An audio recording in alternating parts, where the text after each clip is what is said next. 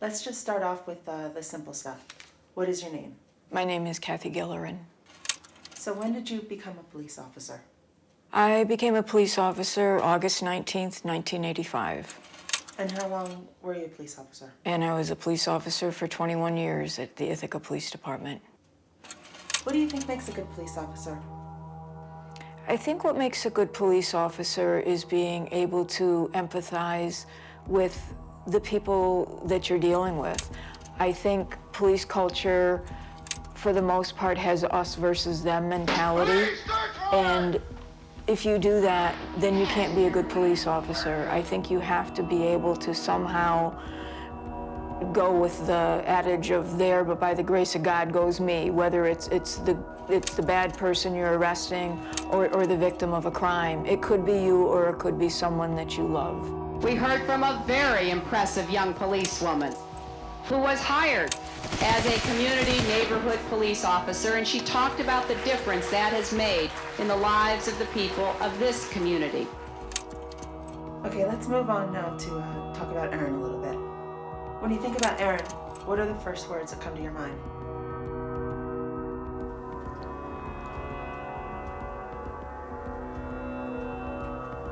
Gone.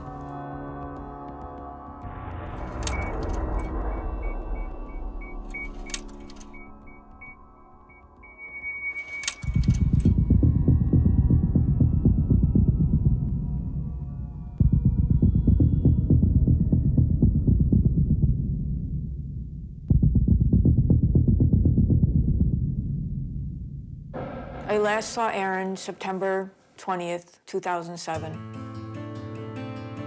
He had been home for 10 days. AERYN was a big boy. He was about 6'2", very muscular, wore a size 13 and a half shoe, and he did all his shopping at JCPenney's. And so he had to come home every couple of years to do his shopping. And so we ran from one Penny's store to the other for the 10 days that he was here. And the last time I saw him was when I took him to the airport.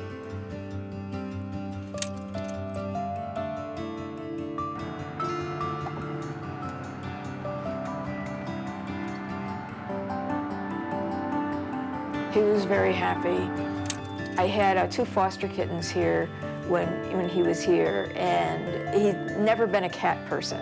And he fell in love with this one little kitten, Woofy. Woofy. This is Wolfie, a girl. There she goes.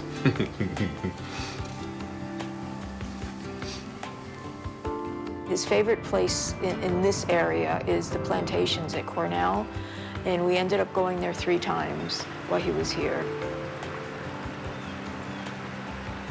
And then he spent some time with my mother, and we spent time just talking, watching some movies, and definitely shopping. AERYN loved to shop. I remember him calling, and I was thinking about it the other day because I remember laughing when he called me, and it had to be, I think, 1999 maybe, and I had known he was gay since he was a teenager, and it was just, AERYN was gay, and that was it. It wasn't anything, we talked about it, he didn't talk about it, so I didn't talk about it, but I knew he was gay. So when he called and he says, well, I have something very important to tell you, and I said, what is it? And he says, well, I'm gay, and I started laughing. And he says, I can't believe you're laughing at me. And I said, well, what other response would you want? I said, I know you're gay. He says, you do? Well, who else knows? I said, well, grandmother knows. He says, she does.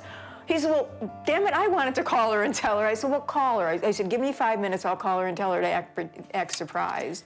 So I called her, and she says, well, of course AERYN's gay. And I said, well, act surprised. So she did, and then he called me back an hour later, and he says, oh, it was great. He says, she pretended she didn't know, and it was just, hello, AERYN, you know.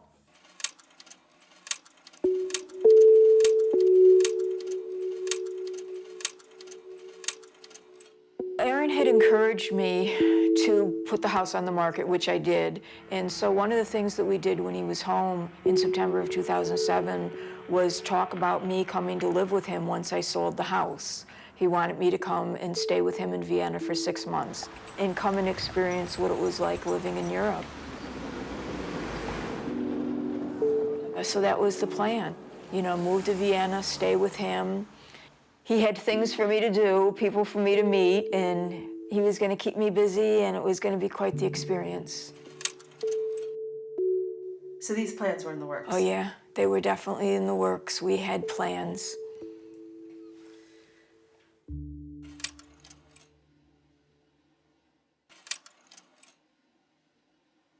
On October 27th, I called him to let him know that I had had some people look at the house, but I still had no offers. So we talked about me coming over to Vienna for the first week of December for 7 to 10 days. And we talked about going to the Christmas market and to the Punsch Festival, and he loved that. And so I was looking forward to that. Hi, this is Kathy. I'm not able to come to the phone right now. Please leave a message after the beep. Thank you. On October 31st, 2007, I was the director of the Cortland County SPCA, and I was at work. It was about 1 or 1:30 in the afternoon, and the secretary from the Ithaca Police Department, who I was friends with, called me and told me that I needed to go home, that there was a phone message waiting for me. And I said, what do you mean? She says, Kathy, you need to go home. And I could tell by her tone of voice that something had happened. And I kept pressing her, and finally she started crying and told me that AERYN was missing. And I just jumped up and told everyone I had to go home and drove home very quickly.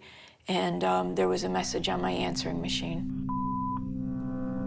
Good afternoon, my name is Mr. Maselli. There was a message from Paul Maselli, who was the assistant HR director at UNIDO, telling me that AERYN was missing. I will appreciate if you can call me as soon as you get this message. My number is 00431165. Thank you. Bye. I immediately called Mr. Maselli in Vienna. He told me that AERYN didn't come to work. He hadn't been seen since October 29th, when he left and signed out at 6 p.m., and that AERYN had never missed work before, that he had taken days off and taken vacation or sick time, but he always called in.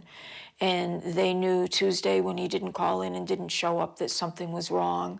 And then they were also alerted by his partner that he was unable to get a hold of him. I then called Posse, and at that point, they knew nothing. He and Umberto, who was my son's upstairs neighbor, knew nothing. They had called around to various friends of AERYN, and nobody had seen or heard from him. Umberto, the upstairs neighbor, had AERYN's apartment key, so they were able to go into his apartment. They saw where he had a load of wash in, and the apartment was exactly the way Posse had left it, because Posse had spent the weekend with AERYN and had left the morning of the 29th prior to AERYN going to work. They were able to call around to some people, and they called a friend of AERYN's, Georg, and Georg told them that he would call people and see. Georg was able to talk to someone who had heard secondhand that AERYN had been at the Kaiser Brundel sauna on the evening of October 29th, and Posse and Umberto immediately went to the sauna and spoke with the manager, Gunther, and Gunther told them he did not see what happened, but that there had been a fight, that he understood there was a fight with tourists, and that he had called the police, and that the police didn't respond, that an ambulance had came, and someone had to, and he just kept on saying someone had to go to the hospital in the ambulance. And he told them it was at 10 o'clock at night and that AERYN ran out of the sauna. And they didn't know whether he was injured or not, but he had been in the vicinity of the fight.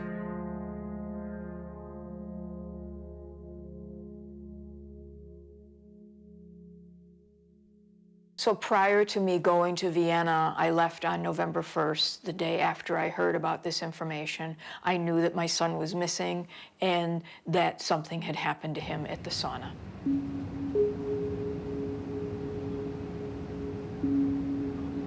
I do remember the flight over to Vienna. It was very surreal.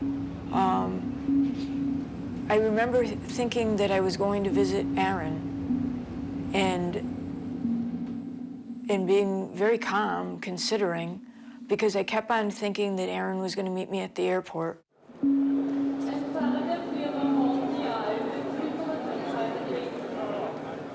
I had only booked the flight for a week because I thought I'll spend a couple days with him and find out, you know, what happened. I don't know, was he hurt? And then I'll come home.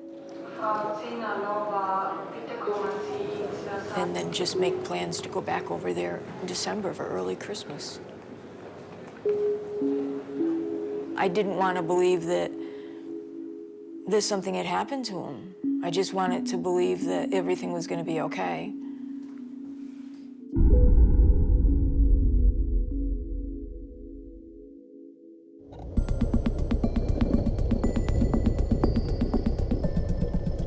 When I arrived in Vienna, Pasi met me, and we took the train in, and of course I had lots of suitcases. When we were approximately 5 minutes away from the apartment, Umberto called and said that there were 2 investigators at AERYN's door. So this is AERYN's building here. And Pasi told them that we would be there immediately. You know, don't open the door until we get there.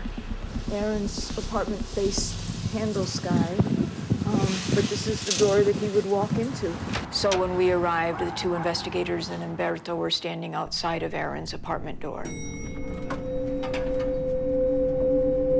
on the 5th floor.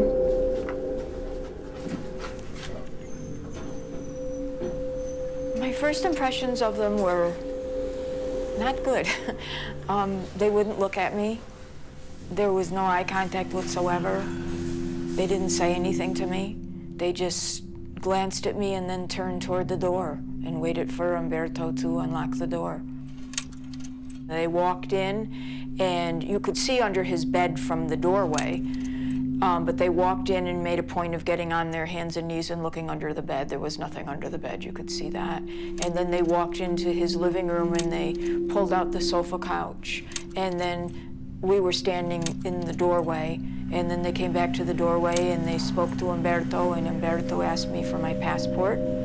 And the one took the passport and started writing down information. And the other one just stood there, so I said to him, I said, do you speak English? And he shrugged and he went, yeah. And I said, I pulled out my police retirement badge and I said, I am a retired police officer, and in America, police officers take care of police officers. And he just went, and that was it. As a police officer, I was amazed, I was shocked, and I was angry at the fact that they never greeted me and that they did this cursory search. It was ridiculous. It's the mail room in the main entry. If you go through that door down there, and to the left, it would take you down into the basement where AERYN kept his bike. I just had this sinking feeling that this, just as bad as I knew it was going to get worse.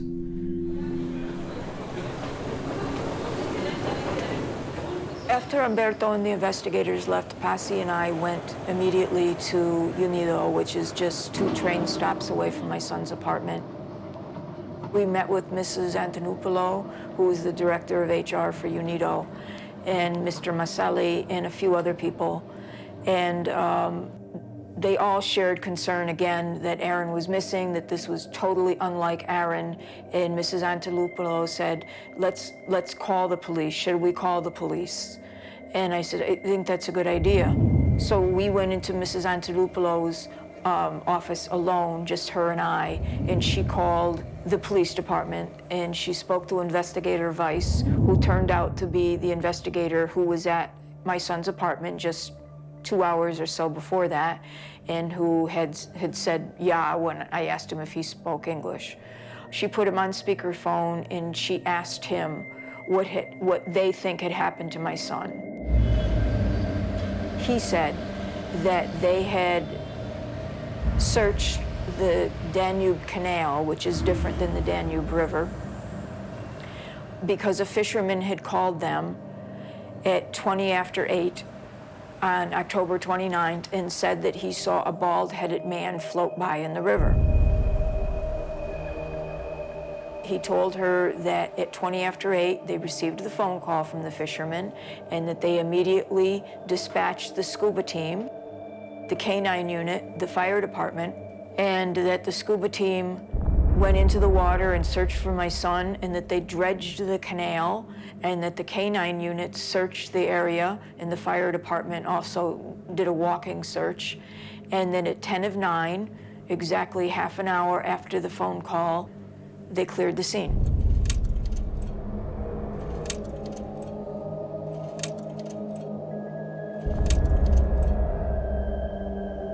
And she was listening to this before she started translating this. She kept on shaking her head and writing me notes. This doesn't make sense. This just doesn't make sense. She just kept on writing that over and over again. So I thought that they had searched the sauna, around the sauna. So I said, well, ask him if they used my son's clothes to search around the sauna. And his reply to her is, why would they search around the sauna? He said, the sauna doesn't matter, it doesn't, it doesn't matter, it doesn't matter. He just kept on saying that over and over again, because she'd write it down and then she'd translate it to me. And so they were totally disregarding the sauna, which was like, wait a minute, you know that his belongings were at the sauna, and you're not making this connection anywhere. I said, how could they have done all this in half an hour? I mean, it takes time to suit up, it takes time to get there. And I told her, I said, ask him about the K-9 unit. And what did they have to search for my son? If they didn't know it was my son, how were they searching? How did they put the dog on a scent? And then he came back, and you remember her rolling her eyes, and she says, well, if he said that if you were really a police officer, that you'd understand how K-9s work. And I thought, oh, this again, that this is not good. And then the story changed to, well, the fisherman saw, he didn't see a bald-headed man, he saw a body float by, and he called the police. So, I mean, within, a matter of an hour, the story was starting to disintegrate.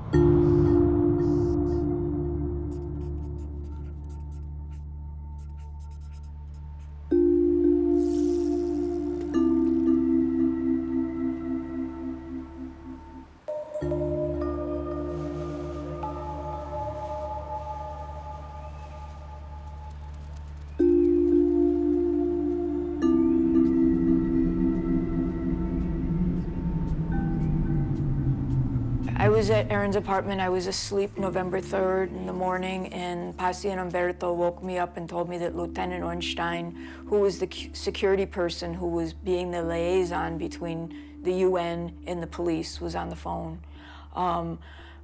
As soon as I answered the phone, he told me that I needed to get in touch with the embassy immediately. And I said, why, what's going on? He said, there's something wrong.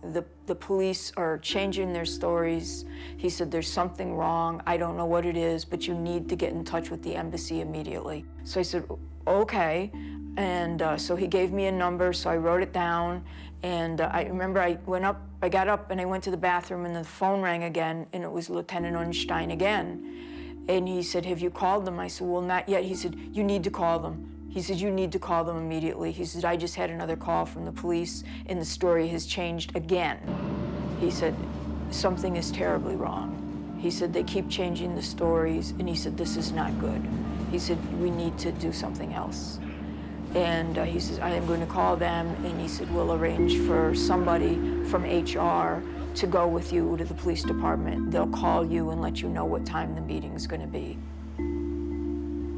So that afternoon, Sandra, Pasi, and myself went to meet with the police. And initially, there were 3 plainclothes investigators in the office, and 2 of them were smoking. And I remember feeling quite nauseous. The room wasn't very big.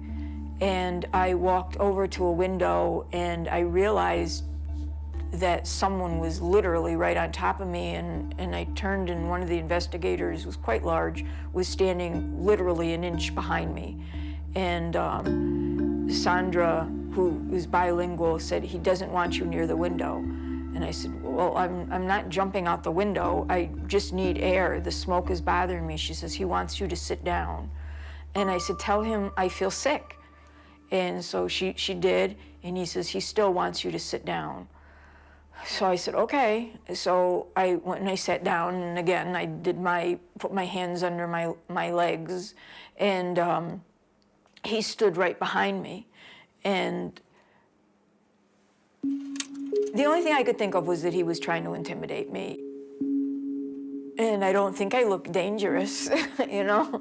I didn't think I looked like I was gonna cause them harm. And there was 3 of them there, but it was just very uncomfortable. And then I asked for water, and they didn't have any water. And then I asked to go to the bathroom, and they didn't have a bathroom. And finally, I just couldn't hold it in any longer, and I started crying. Tell me what their theory is, just based on the conversation you had with them that day, sitting there. What are they telling you happened to your son? Their theory is that he was in the sauna and that there was some kind of disturbance, and he ran out and committed suicide.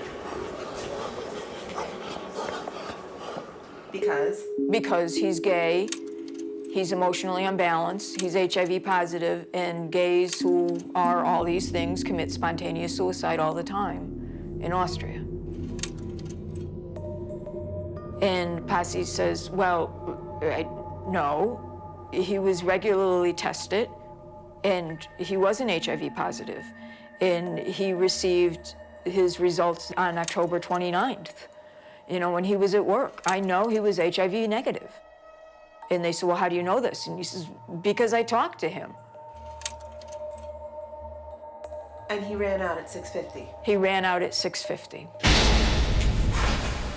Now, Posse is sitting there telling them this is impossible. Right. He's telling them it's impossible. He's telling them that he was SMS'd at 20 minutes to 8, that AERYN had received a phone call from a friend of his, Arnissa, at 20 after 7, and talked to her for more than 10 minutes. So he must have gotten off the phone with Arnissa and then SMS'd Posse.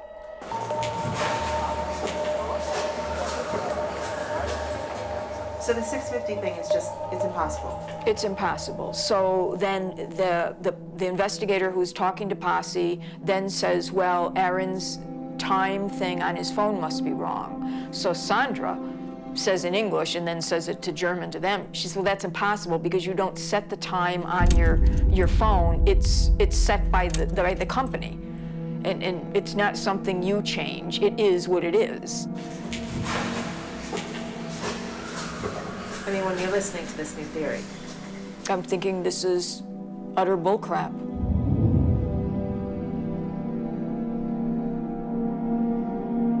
You know, they throw out that, oh, wasn't he Mr. Gay Austria? You know, and they ask Posse, did you know he was Mr. Gay Austria?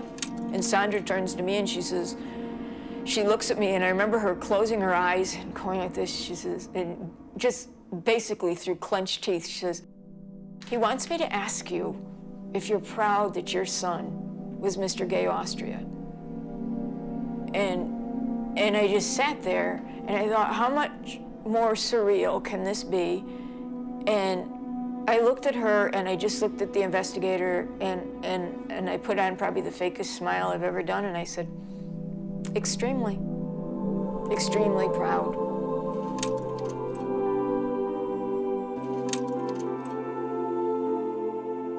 Everybody loved AERYN. I mean, everybody loved AERYN. So him being homosexual was no big deal because he was still AERYN.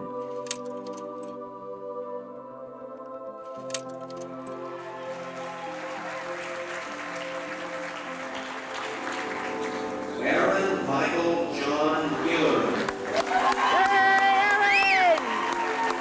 He actually went to seminary after Franciscan University in Vienna and Graz.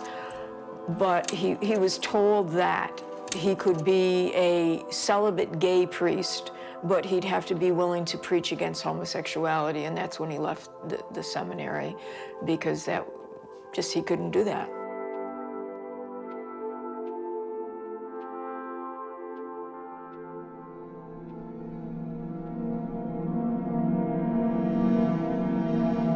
I'm outraged. I'm still in shock, because I still want to believe that AERYN's going to walk in a door. So part of me is saying, part of me was thinking, this doesn't matter what they say, because AERYN's going to walk in a door. And the other part of me is, something happened to my son, and I'm never going to know, because they don't give a damn. They plain and simple don't give a damn.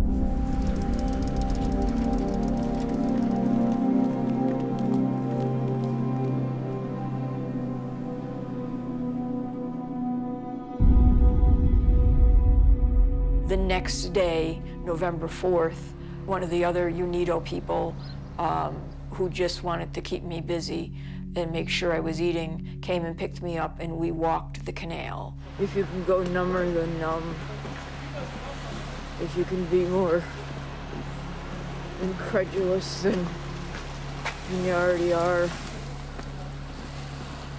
just tired.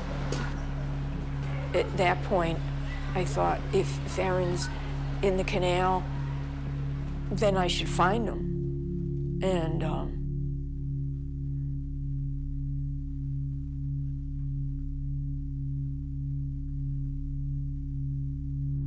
so we walked the canal for as far as we could walk it, and I just walked looking along the edge, thinking,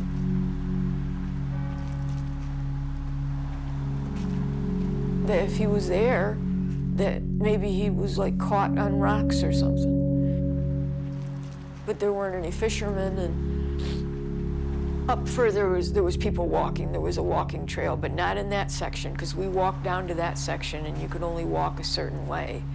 And there was just beer bottles and glass and cigarettes, and we even saw a couple syringes down there, so it was not a nice area. And then we had to walk back up to street level and walk a ways before you could walk along, and where there was an actual walking path where people walk. We walked along the trail here and got to the point where we could see down into the water, where it was shallower on the edges, and you could see tree branches and rocks and stuff. And do you know who the fisherman was? No. I have no idea who the fisherman was. I have never seen the report. The embassy asked for the report. I've asked for the report, and I have never seen the report. The State Department asked for the report. Nobody's ever seen the report. I've seen it in a pile across the table.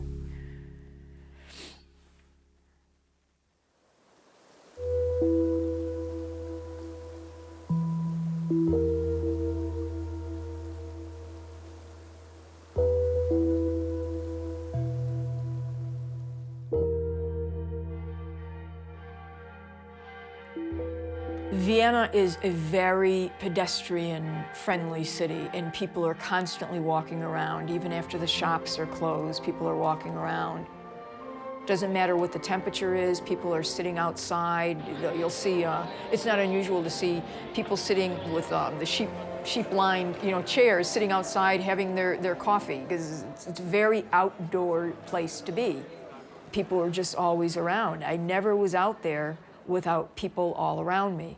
And the Kaiserbrunndel is located probably 2 blocks off the Kartnerstrasse, which is one of the main shopping tourist areas. And all these little side streets have shops and restaurants and coffee houses and churches. Directly across the street from the Kaiserbrunndel is a church, which has an evening mass. So there's people coming to mass. Kitty corner to it is a coffee house. I was never out there alone, never. I asked the police if they had any witnesses, and the answer was no. There was no other witnesses, just the fishermen. And the fisherman's story changed from a bald-headed man within, I think, a couple of, was it a day or two, changed to, or it might have been the same day, changed to a body floating, to a scream and a splash, to a splash, to a scream, to, well, a scream in the distance. Right now it is 20 after 7. We're standing in front of the Kaiser Brundle. I am now going to make the walk that supposedly the police, there's people coming, on how AERYN got to the canal. That's how they decided. This route, I don't know. This is a restaurant up here. There's people going in and out of the restaurant. People walking dogs.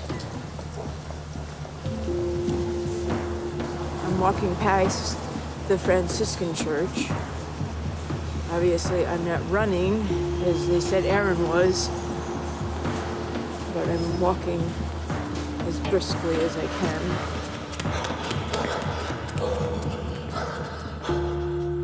As you can see on the left, this is a restaurant, all glassed in, people sitting in the window.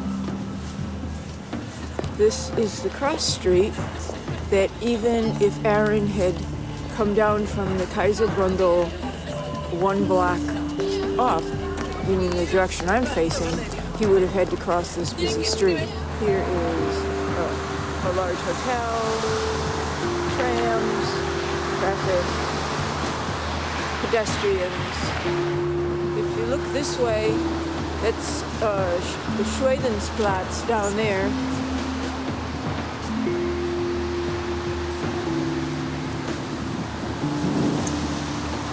And if you look this way, the building that's lit up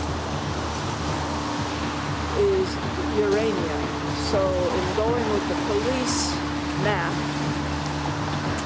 AERYN would have crossed here and would have ran into an iron gate, not the steps.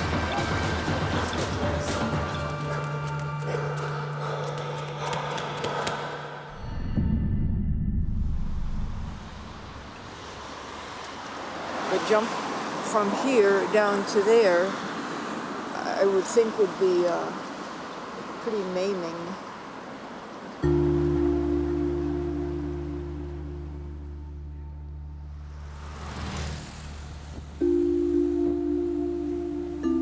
On November 6th, I got a call from Lieutenant Unstein saying that I should meet him at the UN, that we were going to go to the police department and pick up AERYN's belongings.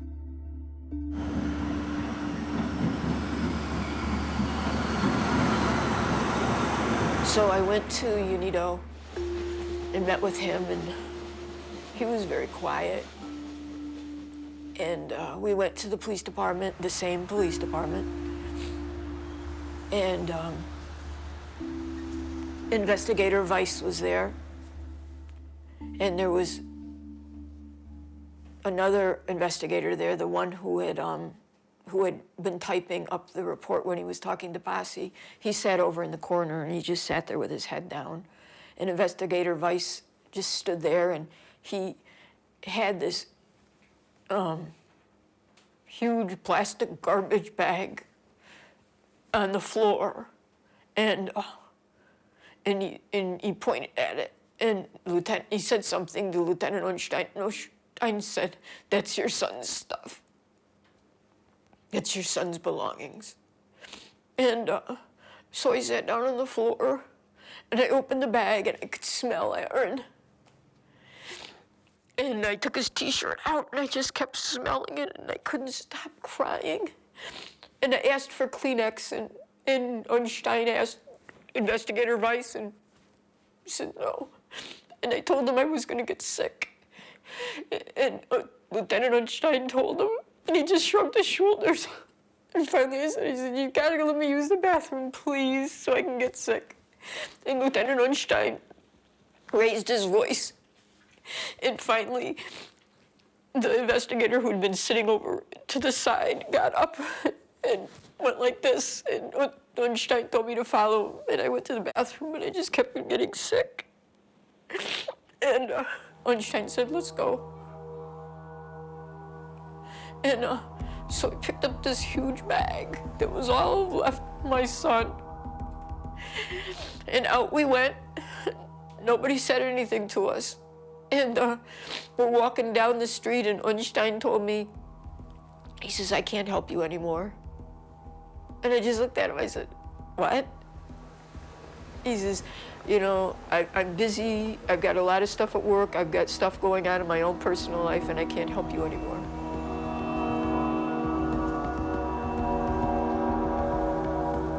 So I just got on the train, and I had this huge bag, and it wasn't until later that night that I had the strength to open it and really look through it.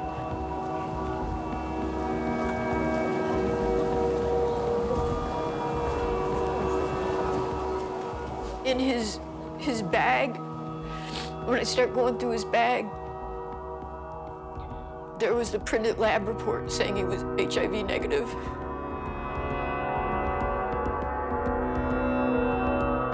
And there was his phone. And when I saw the phone, I called Umberto, who lived upstairs, because I didn't want to touch it and break it and do something that would erase something, and he came downstairs. And he turned the phone on, and there were the phone calls. And they were there, and the correct time was on the phone, and the correct time was on the phone calls. At that point, when you see the HIV report, you know. I know, they're lying. They just don't care. He's just a gay man. He's not Austrian, and they just don't care. They just don't care. They just don't care, or they're covering something up.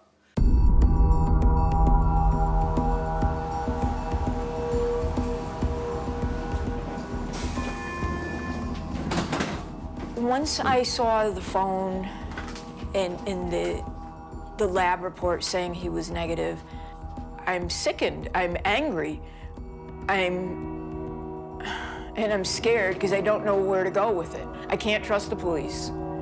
I've already met with the embassy, and I know the embassy's not going to do a damn thing for me. This is the consulate office. This is where I had to sit with other people at a table, strangers filling out forms for passports, and talk about my missing gay son to the Consul General, I believe her title is, Constance Anderson. This is where she said she'd pray for my son. She grabbed a crucifix when I told her that he was gay. I have the security liaison person doesn't want to be involved anymore. My son used to work here. Yes, please delete what you type right now. It's for security reasons. Either I call police. It's not allowed. UNIDO doesn't want to ruffle the feathers because they're a guest in Austria. So although they'll send translators with me, they don't want to do anything else. And I'm at a loss. I knew that I really had to pull it together as much as I possibly could and find out the truth, because the police weren't gonna help me find the truth. I mean, he was my son, and if it took me for the rest of my life, I was gonna find out.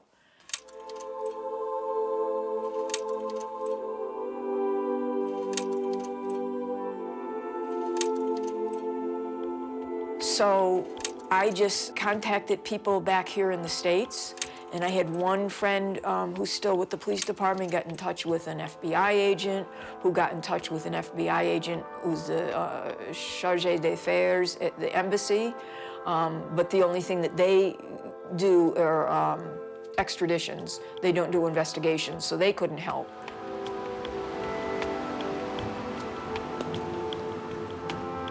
And I lucked into talking to a person who knew a bookstore, gay bookstore owner in Vienna. So I thought, well, I got to start somewhere. I had no idea where it was going to lead, and I ended up going to this gay bookstore. This is the university section, and I'm walking down the street where the potted plant is in the windows. That's Cafe Burke. And then around the corner, where the rainbow flags are, is the bookstore. I remember walking into the gay bookstore, and straight ahead of the door was a table with a book, and I looked at it and I started crying because it was a book that AERYN had. And these two men were behind the counter and they were like, whoa, what is this? You know, and one came up to me and I said, I'm looking for Viet. He said, Viet? I said, Viet. And he says, that's me. And I told him, I said, I'm AERYN GILLERN's mother. And he looked at me, he says, I know AERYN. And this was, again, all before it had been in the press. And this is where he took me and we sat down. So he took me into the back and I just blurted out everything, and he just sat there overwhelmed with all this, and he said, well, let me make some phone calls.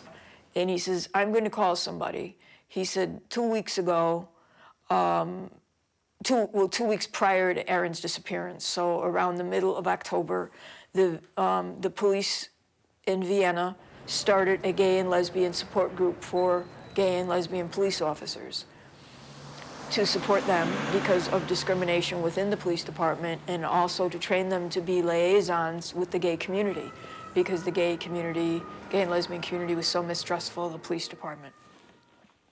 So he said, I know the person who's pretty much in charge of this. You know, he's a gay police officer and I'm gonna call him. So he called him, and Ewald said he would come and meet me that night. Ewald talked with me for about an hour. I gave him all the information that I had had. I told him about the 2 meetings that I had had with the police, the one on the 3rd and the one on the 6th, how upset I was at the treatment. And so Ewald went into the bookstore side of this place and called a friend of his who worked at the call center, which I assume is like a 911. His friend at the call center told him that there had been no calls in the 1st District on the 29th of October 2007.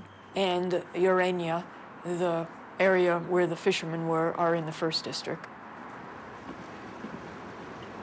That the scuba divers were never sent out, that the K-9 unit was never dispatched, and the fire department was not dispatched, and that no calls came in from the sauna that night either. This is the cross street that even if AERYN had come down from the Kaiserbrunndel 1 block up, meaning the direction I'm facing, he would have had to cross. It just, you know, my mind was going in so many different directions as it was, you know, because I was constantly vacillating between anger and sadness and just this emptiness and this shock feeling of dullness where there was nothing affecting me, and just this range of emotion. And then to see this, it was like, you know, I'd already felt uncomfortable with the police. I already mistrusted the police, and now it just confirmed it. I just want answers. I want the truth. I want justice. I want my son. Most of all, I just want my son. You know, everybody tells me to hope, and that's a very scary thing to hang on to.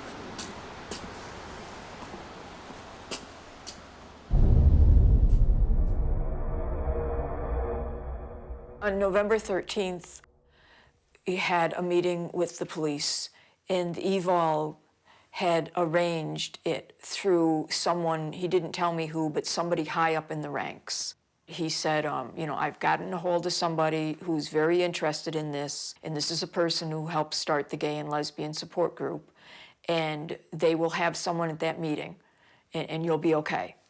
I said, all right. So myself and Angelica Radix, who is the psychologist at UNIDO, went to, again, the same building, the same room where I was given my son's belongings. We went in up these stairs and in. We started off the meeting with Angelica saying to the investigator that sat to my right, we would like it very much if you would only talk for a minute or two and then give me time to translate and then talk again so that AERYN's mother can understand what's going on and if she has any questions she can ask. And he looked at her and he just shook his head and he said, no. And he said something to her in German. And I could see her shoulders slumping. She looked at me, she says, no, he will conduct the meeting the way he wants to. So this investigator just started just talking, just nonstop talking. And I kept on saying to her, what's he saying? She says, hold on, hold on. I said, what's he saying? And I was getting frustrated. And finally I said, this is unacceptable. This is unacceptable. And at that point, this is probably 10 minutes into this meeting, Lieutenant Heimetter stands up, he said, you're unacceptable. Your behavior is unacceptable. He says, you are rude. And I said, I am unacceptable? And I started crying. I said, I am not unacceptable. I said, I don't know what's going on, what's being said.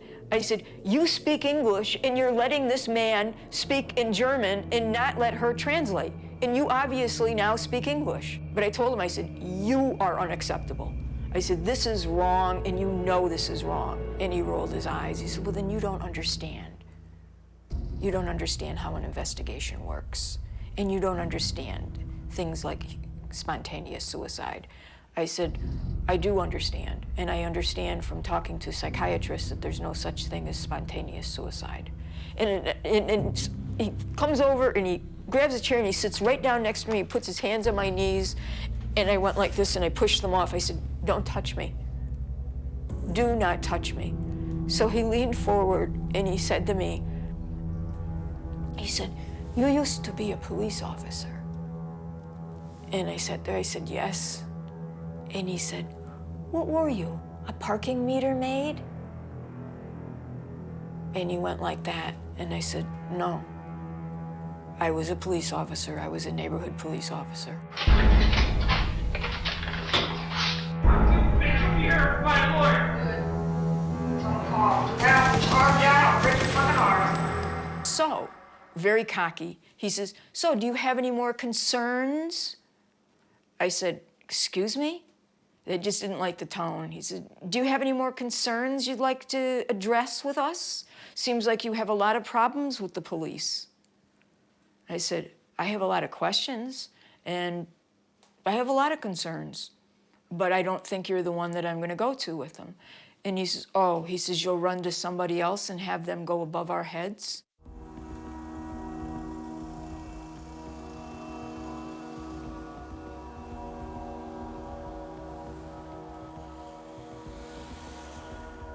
Then he had written down notes, and he said, you need to sign this. And it was in German. And I said, I'm not signing it.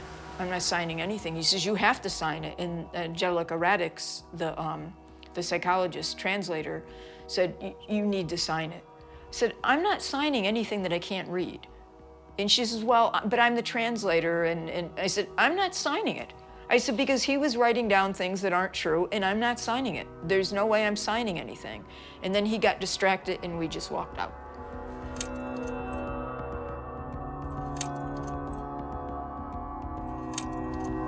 All this time, there's been no press coverage of AERYN.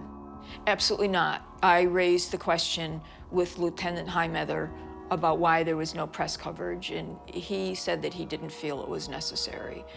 And I told him, I said, well, how do you know that people didn't see something, that someone might not come forward, you know, or, you know, why wouldn't you put this in the press? So they did, and on the 20th it came out, and the headlines were, you know, startling. Naked UN diplomat runs naked through the streets. Mr. Gay Austria, gay this, gay that, spontaneous suicide. And I know it's not fair to stereotype an entire country or group of people, but all I could think of was 60 years ago, 64 years ago. This is Judenplatz. You know, they were doing the same thing. This is the memorial. for all the Austrian Jews that were killed during World War II. When they gave up the Jewish population, when they gave up their homosexuals, you know, when they gave up their Jehovah's Witnesses, when they gave up, you know, people who were insane, you know, as they termed it. And it struck me that that caricature that they had painted along with much of Europe was the same caricature that they were using to paint my son. And they made him small. They just minimized him and just put all these labels on him so that he wasn't a real person anymore. And they won't speak to me.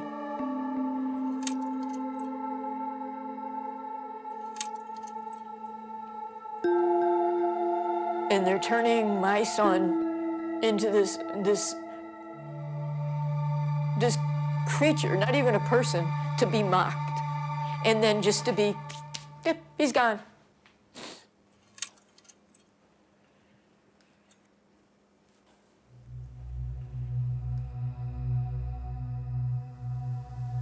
Every morning, someone from UNIDO would call me and get me up in the morning. And this is a view from the UN to AERYN's apartment. I'd get up and I'd go over, I'd have some breakfast and I'd go over UNIDO at the UN and I'd have lunch in the commissary because they had American food. I could bring home like real milk instead of Austrian milk. And I'd check my email and I'd talk to like Angelica Radix, the crisis psychologist, and then I'd go home for a while, back to AERYN's apartment. This is the neighborhood that I came up on. It's AERYN's mailbox 204-37.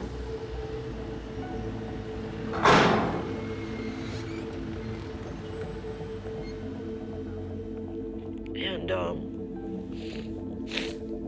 I couldn't watch TV because I didn't know what they were saying. And then I'd get dressed real warm, and I'd generally leave about 5. And I'd take the U-Bahn to the last stop. And I'd walk all the way back. And this is Schweikenwald.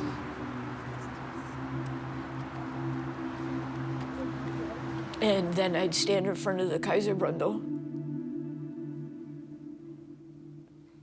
for about an hour or so, and you know, and if I got going earlier, I'd go to the churches too, if they were still open. Sometimes they stayed open later, and had a routine.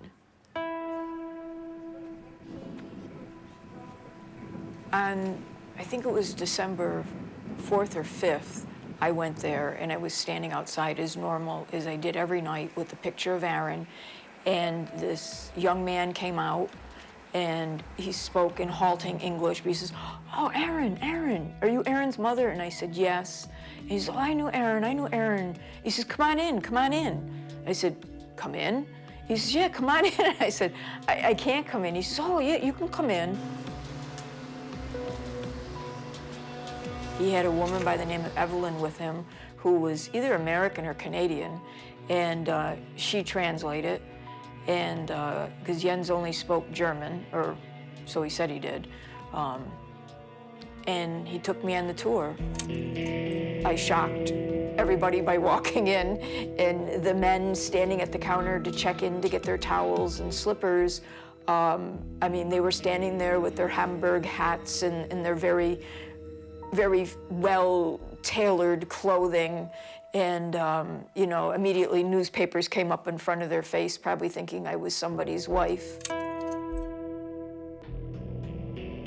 And actually, I wanted to see it because I wanted to see the layout. I wanted to see if there were video cameras. I wanted to see what the place looked like. And he kept on stopping and crying. And at one point, I reached out to touch his shoulder because I was trying to act very poised and like I just wanted to see the architecture and stuff. And she said, don't touch him, don't touch him.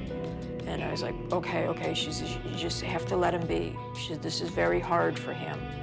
And, you know, and I'm just keeping things inside thinking, hard for him. And then we got to this one room with murals on the wall, and he stood there and he just kind of went like this, and he started crying, and he went down on the floor, and he just started doing this on the tiles. And inside, I was freaking out, because I thought, what is going on? But I didn't want them to think that I was there trying to get information, because then I knew they'd get rid of me. So I was like, what's going on? Should we? She says, no, this is the last place that he saw AERYN. So he's like down on the floor? He's down on the floor, and he's literally on the floor, and he's rubbing the tiles. And then he gets himself up, and he's crying, and he's just holding himself like this. And we went through a few other rooms, and then we went back upstairs. And I asked her, I said, ask him what happened to my son. And she just looked at me, she says, he doesn't want to talk about it. She says, you need to know, she said, that your son is gone. And she said, it doesn't matter what happened here, your son is gone.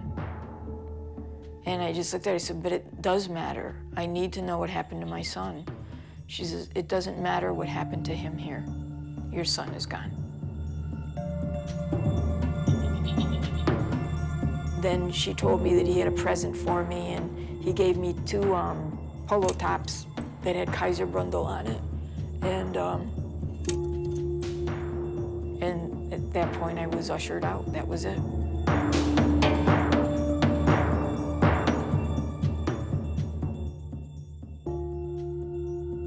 When you were on your tour, did you see any video cameras there? Yes, I did.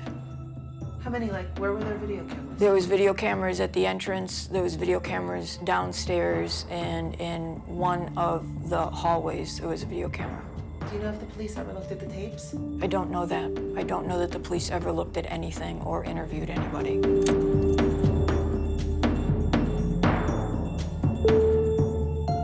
So do you think they know what happened? Yes, I do believe that they know what happened.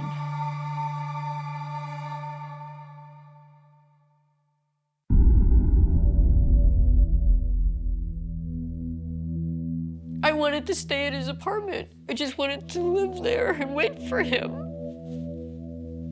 I couldn't pay the mortgage, and I couldn't pay the rent at the same time over there. The rent was coming due, and I couldn't get a job because I wasn't an Austrian citizen. The only place I could work was at the UN, and they didn't have a job for me, and I wasn't in any condition to work.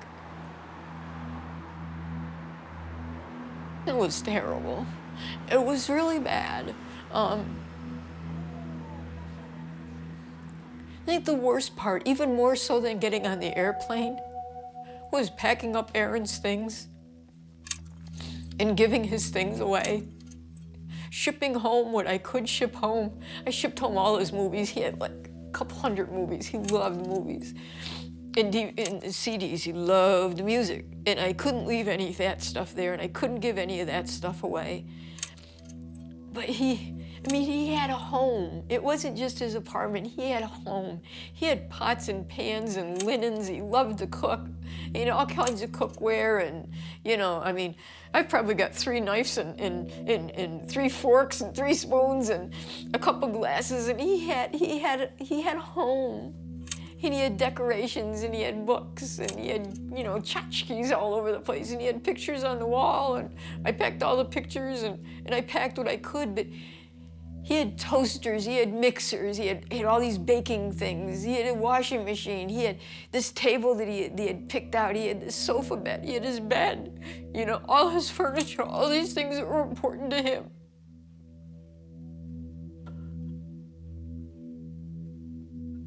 I was just leaving him, and I was just getting rid of all his stuff. And that hurt the most. Because it's all I had left was just his material possessions. There's my stuff goes in, my coats and stuff. Again, there's pictures there. I always keep pictures of people. And there's pictures on the wall there. Let's see. There's Roman, and you're there. And the rest of the pictures with grandmother and great-grandfather. And where's that? There's your dad and you and Ramon there. Okay, well, this is when you come into the house here. I'm at the front door. Oh, there it is, okay. And there's the door to the room. And there's Father up in the corner. This is my closet. This is your room when you come to visit. Hold on. Okay, see? Yeah, AERYN had a great soaking tub. It was real deep and big, and I'd run the water real hot, and I'd close the door, and I'd shove a washcloth in my mouth, and I'd scream. And I'd cry, and I'd cry, and I'd cry, and I'd cry. So that's it for me. I love you. I hope you guys are doing well. Come visit one day, when you can. And I hope you can actually watch this video. And I hope it support the hell out of you. So, loves, kisses, and talk to you later. Bye.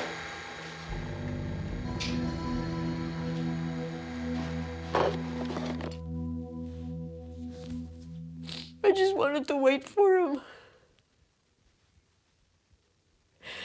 And I felt like I was abandoning him by coming home.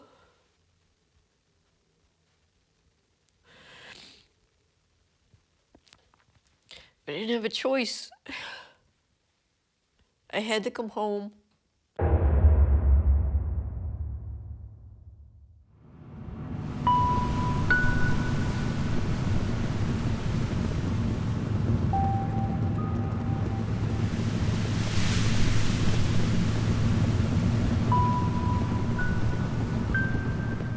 When I came home, it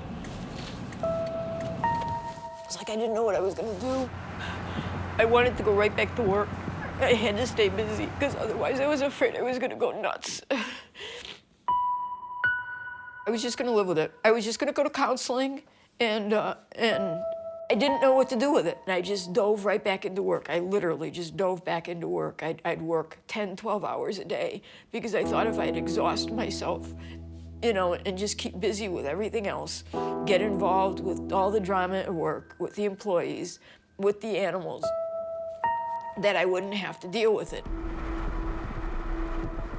I was just this automaton that was going to work every day, trying to exhaust herself, and then coming home every night and crying and crying and crying and literally howling like a wolf with so much pain and emptiness.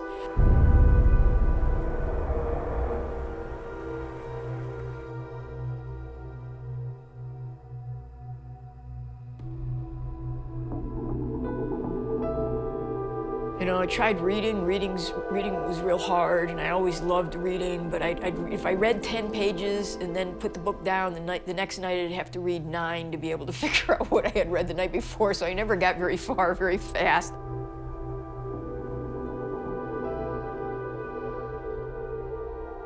All my friends kept on saying, you gotta talk to someone, you know, talk to this newspaper, talk to that, call this, we're gonna call this, and I'm like, nope, because I didn't trust the media.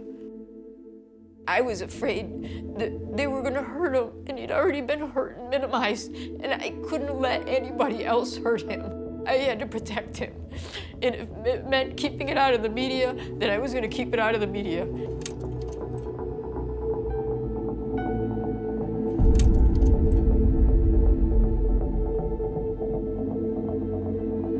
And then in June, the board changed at the SPCA, and in July, they were gonna fire me, plain and simple. I didn't fit into their clique, and so I resigned, and I spent 2 weeks really weepy and depressed and everything, because it was like, oh my God, I have no structure now, I have nothing. All I have is this loop going around in my head. I had a rule, and my counselor hates that I had this rule, but it was like, I don't cry before 4. You know, look credible, look sure of yourself, look strong, whatever. And I tried to keep that rule in effect for those 7 months that I was in sheer avoidance. And then there wasn't anything to hide behind anymore when I didn't have the job at the shelter. There were no more walls for me to hide behind. And then I realized that this isn't just gonna go away. I started making phone calls and letting people know.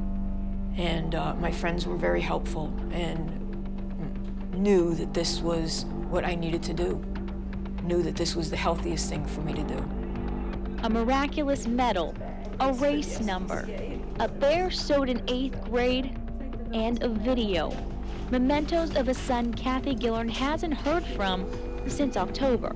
After several attempts to contact the Austrian police, Kathy Gillern finally got a one-page response in May stating that her son was reported missing along with his case number. She says the U.S. State Department is unable to force another government to further investigate, so right now she's just praying for a miracle. Kathy Gillern will be in Austria on October 29th, the one-year anniversary of her son's disappearance, and she plans on making this trip every single year until she brings him home.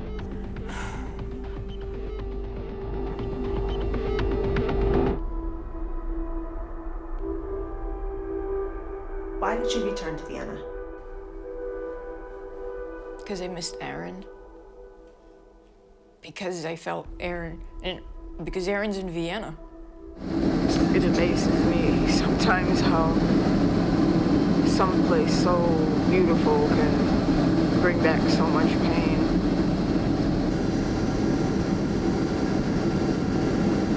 I believe that's the Danube. Einen schönen Tag noch, vielen Dank und auf Wiedersehen. Vienna Airport. Tell me about the vigil that you held. The vigil was just a very subdued one, just very quiet. I had it directly across the street from the Kaiser Brundle sauna, which is probably only like maybe 20 feet. It was just literally across a one-lane street, that's it. But the sauna didn't want me to interfere with their business and wanted me to take my sadness and affection somewhere else. So I took it across the street in the side doorway of the Franciscan church. And the Franciscan church was, the first time I went to visit AERYN was the first church that he took me to. There was a couple churches that he really liked. When we came here that night, November 1st, the first night that I was here, we actually looked behind everything that we could, thinking that maybe he was passed out.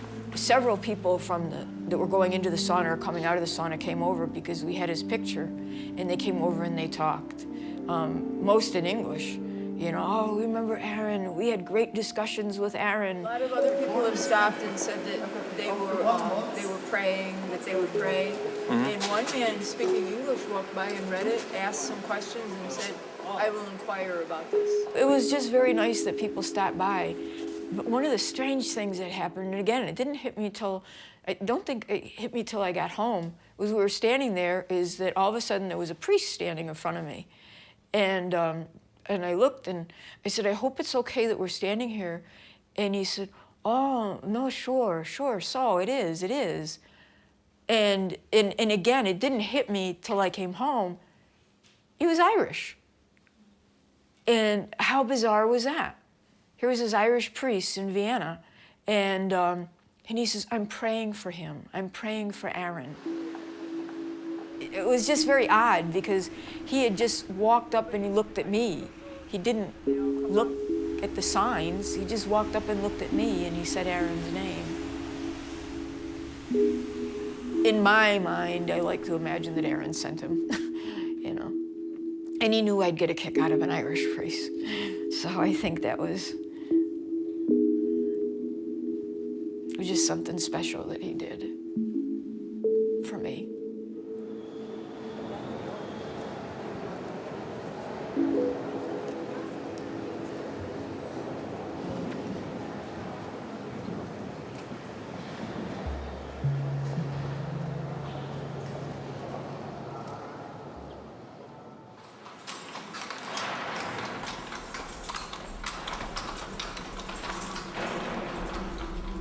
What I did learn after I came back, I had met with a reporter, Joseph Gepp from The Falter, and he did 2 articles for the newspaper. And in it, he says that there were no witnesses. because this is what the police have always said, that there's no witnesses except for the fishermen. And the next day, he had an email from a university student that said he saw AERYN, that he and his girlfriend saw AERYN. And Joseph wrote to me, he says, I'm not sure whether to believe them or not. This is the U-Bahn station, and the students were standing somewhere around here and saw AERYN running up these steps. Initially, when Joseph emailed me and told me that people had seen my son running,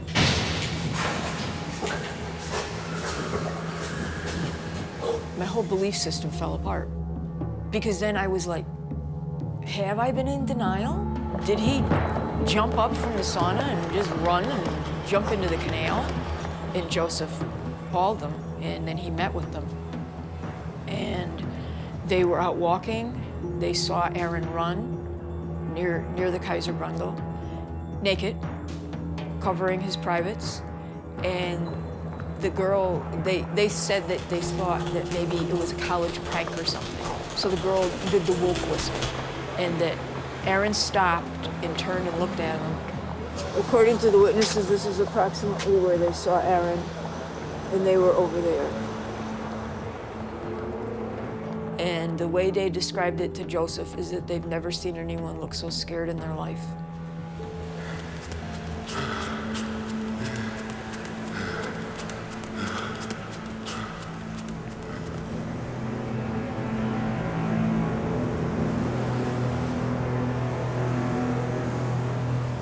I wrote him plain and simple. I said, so did he commit suicide? So he committed spontaneous suicide? And he wrote back, he says, nobody says that, except for the police. He says, don't go there. He said, something happened. Something happened to your son. Something happened at the sauna, and after that, we're gonna have to figure out what happened then. And he says, but irregardless, he says, if your son ended up in the canal, he says, it wasn't his choice.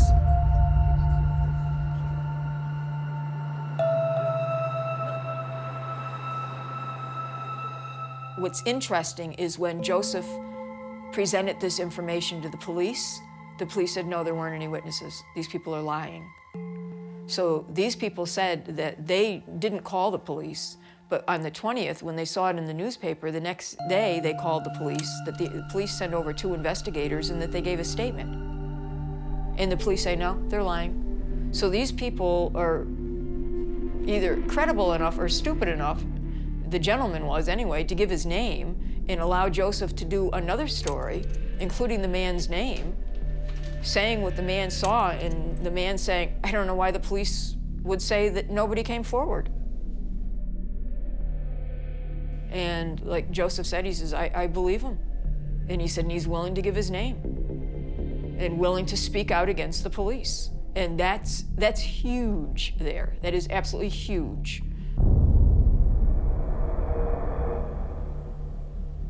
Why lie about a witness? Why would you lie about someone coming forward and saying they saw him?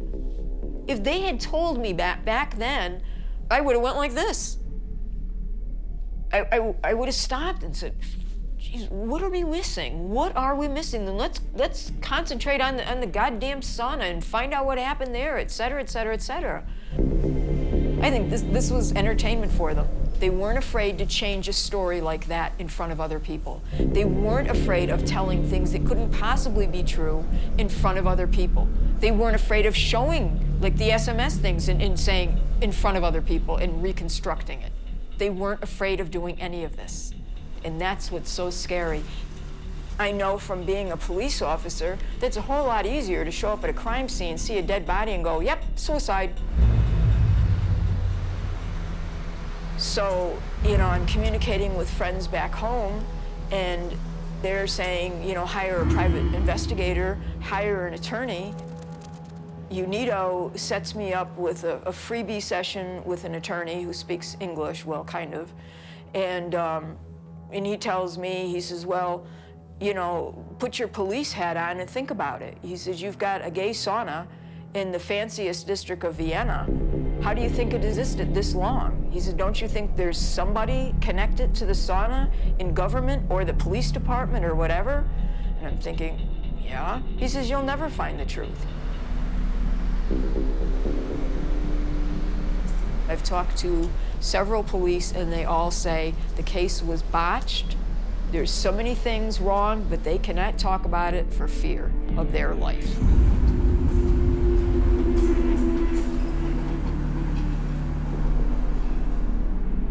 That, to me, means something big. But what that is and whether I'll ever find out, I don't know. And that's what scares me, that I will have to live with not knowing. I mean, knowing is still going to be difficult to live with because I still won't have AERYN. But not knowing is just this perpetual limbo.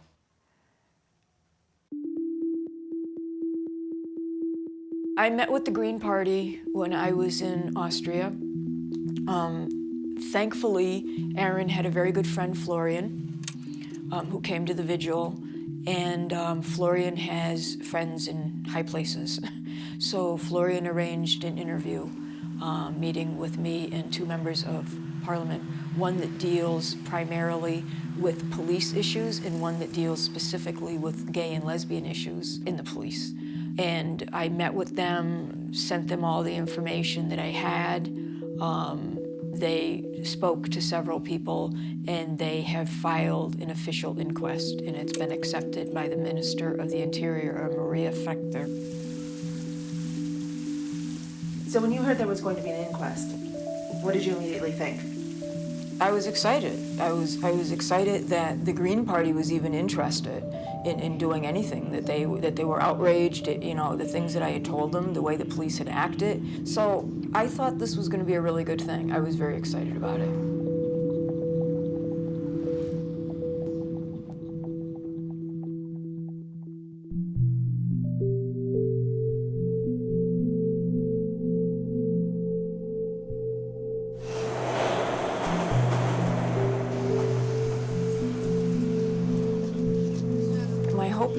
Were that the truth was going to come out, that the police were going to have to admit that they lied, admit that they had fabricated, that they had manipulated information, and that they had treated the case badly, that they had defamed my son, that they had treated me bad, and in AERYN's absence, they had treated him deplorably.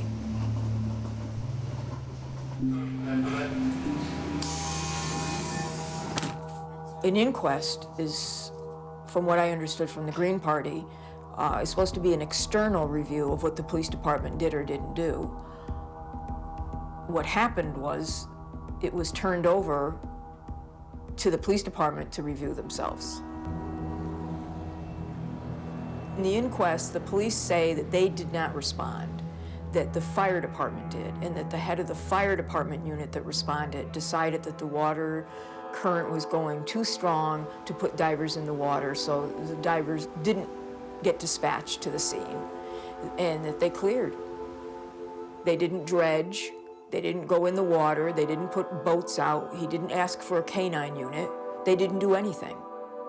It totally absolved the police of any involvement whatsoever.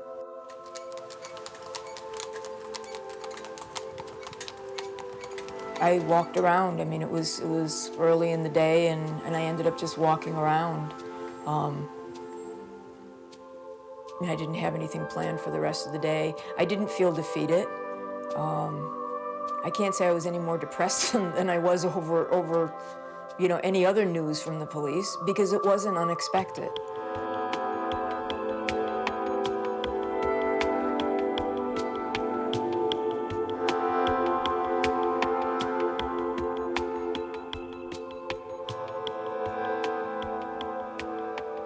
AERYN loved Vienna. Everything about it. The people got dressed up. That was a big thing. Vienna was his literal cup of tea, because he could get dressed up and he could walk around and feel proud of himself. He loved the culture. He loved the architecture. He loved everything about it. Just the fact that it was old, that it had tradition. We went around and he showed me all the buildings that he loved. Church up in the distance called the Mexico Church. I was there for a wedding. There is the term, the Donald term, it's kind of shaky. And that was the tallest building in Europe for a long time. He loved the history of it, the Habsburgs, the Kaiser and Sisi and all that. That's an old statue of old Kaiser, Franz Josef. This is part of the old palace. It's called the Hofburg. We went to the Habsburg Palace and just everything. He just loved it and I appreciated it. I do feel that I'm trying to prove that I'm right, and they're helping, whether they know it or not. I mean, you know, a wall will get knocked down, or maybe even just a brick gets loose in the wall, but they do it themselves. You know, a little, you know, tap on the wall and something will fall and something else will come into place that will substantiate what I knew the first or second week after AERYN disappeared. What I knew, what I felt. And then they come forward and go, oh, yes, this, well, yes, this, well, no, this. And it's like, gee, well, that's what I've been saying all along.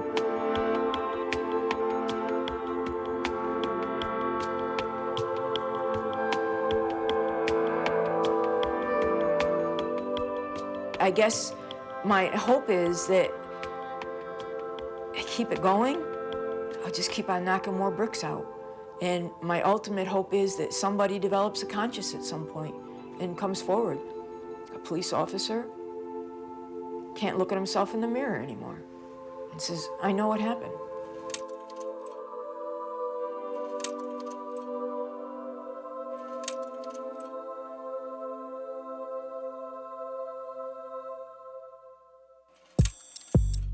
A mother here in central New York is searching for her son. He disappeared 3 years ago. Caitlin Nuclo reports. Kathy Gillerin is packing her bags and setting off on a search to find out what happened to her son. I once was told that justice delayed was justice denied. So at this point, I don't know if there's going to be any justice. All I can fight for is the truth and hopefully being able to bring AERYN home.